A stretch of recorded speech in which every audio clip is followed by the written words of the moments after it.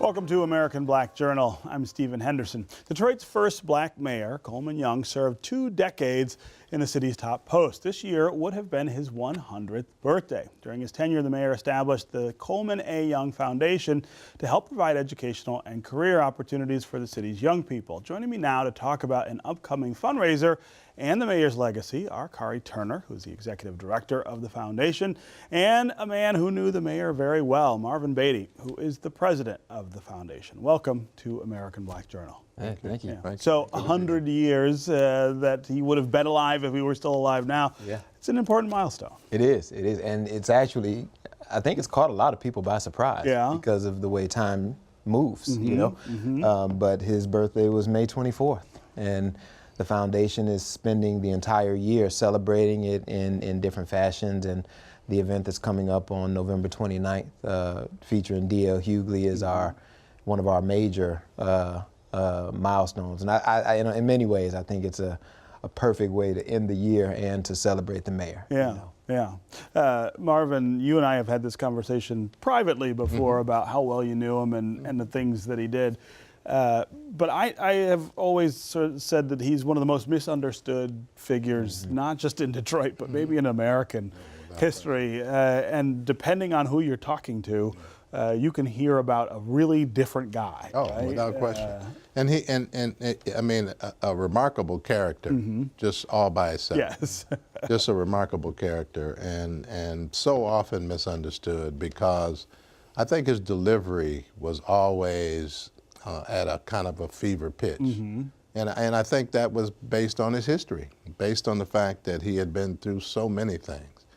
When you go back to going to Congress, I mean, just so many things that always challenged. The House Un-American Activities Committee, the testimony he had to get there. Yeah. Just, you know, the things that always challenged his blackness and his commitment to being recognized as a black man who stood for something. Yeah.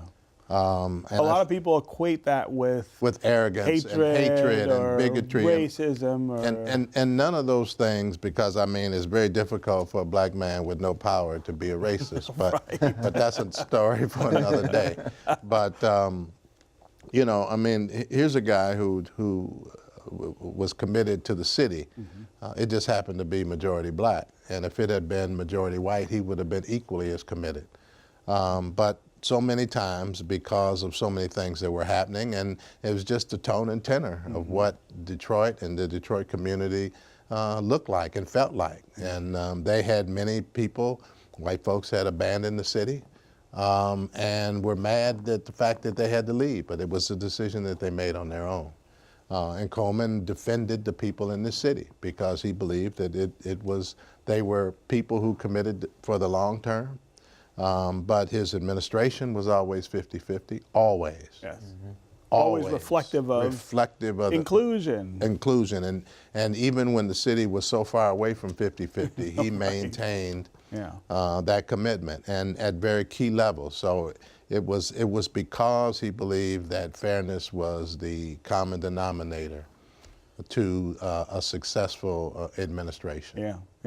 Talk about what the foundation does, and before we do that, I should disclose that I'm a board member of the foundation. Always proud to have you too. To do that. But talk about the work that the foundation does. Well, the mayor established the foundation in 1982 while he was still serving in office, and he gave us a simple charge, which was to identify Detroit youth who have college aspirations. We all know that he was not able to attend college, even though he was accepted because of his skin color. He never enrolled at the University of Michigan.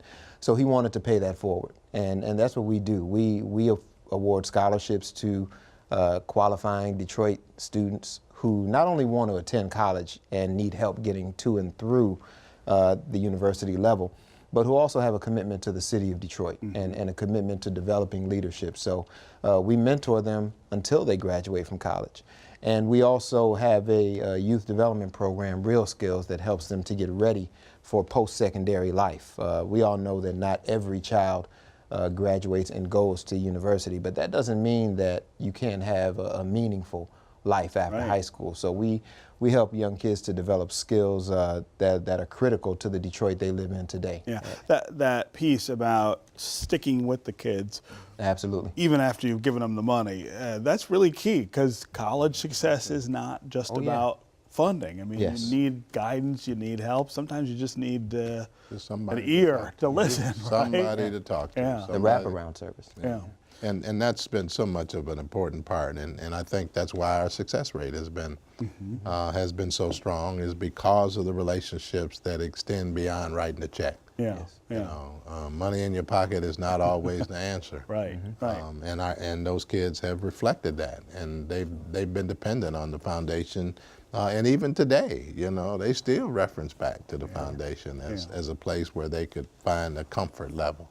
And that was a really important part of his legacy, even before he left office, before he died. That this idea of moving people forward, and especially African Americans, in a way that they were not able to move forward for so much of his life here in the city, was a key part, and I think that was the key factor to how he dispersed his dollars, because not only did he put $1 million at the Coleman Young Foundation for scholarships, he also put $1 million at Wayne State University to make sure that relationship, that connection continued. So it wasn't like this guy was just looking to flash a flash of recognition, but his commitment to further education of young black kids, or young kids in the city of Detroit, was tantamount to all that he believed, that this is what will change all of this debate and all of these issues that surround and he struggled with as the leader, first black leader of the city of Detroit. Yeah, I read an article the other day about this new class of black politicians that's getting elected around the country, and one of them was Garland Gilchrist, who grew up right here in the city of Detroit while Coleman Young was mayor. And I thought to myself when I read it, I was like, this is what he was trying to do. This is what he was trying to encourage and leave behind. And you look at someone like Garland Gilchrist, that's a really strong example of what was possible. Well, and you know, I mean, such a powerful outcome. And certainly it is part of his vision that, you know, that we wouldn't just have local offices, that we would extend throughout the state and throughout the country, you know, in some very significant ways. And as he impacted the entire nation, Coleman was not a local mayor. He was a mayor. He was a national experience. And people from around the country and around the world have spoke favorably about his power, his authority, and his leadership. The fundraiser, still tickets available for people? There are still tickets available through Ticketmaster. So we're very clear that, you know, the mayor's legacy is one to be taken seriously. But we've also had an eventful year, and we really strongly felt that the community could use a laugh, and there's no more appropriate comedian to reflect for Coleman and the mayor's intellect and his wit, but also his sharpness and his honesty than D.L. Hughley. You know, is a king of comedy. He's coming to town on November 29th. He's going to spend a little bit of time with our youth development program participants, those kids, and then at the soundboard at Motor City Casino, he's going to perform a complete comedy show, and those proceeds are going to benefit the foundation. So we're thankful to him for coming and hanging out with us. That'll be just the Thursday after Thanksgiving.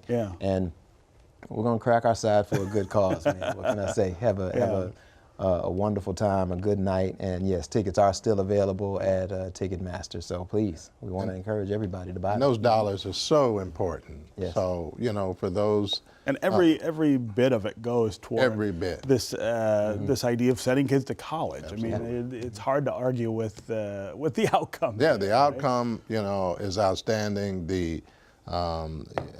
The little bit of money that we spend on our administrative roles without question, some of the lowest that you'll find. Right, right. Which only says that our commitment has continued to be young people. And how do we get as many young people to college and through college as possible? So this event is pure. Yeah. And it goes straight to where we want it to go and where these young people need it to be. It's not just about young people. That makes it about the future. It makes it, it is our future. Absolutely. All right. Congratulations on the event, and thanks for being here. Yeah, thanks for having us. Appreciate it.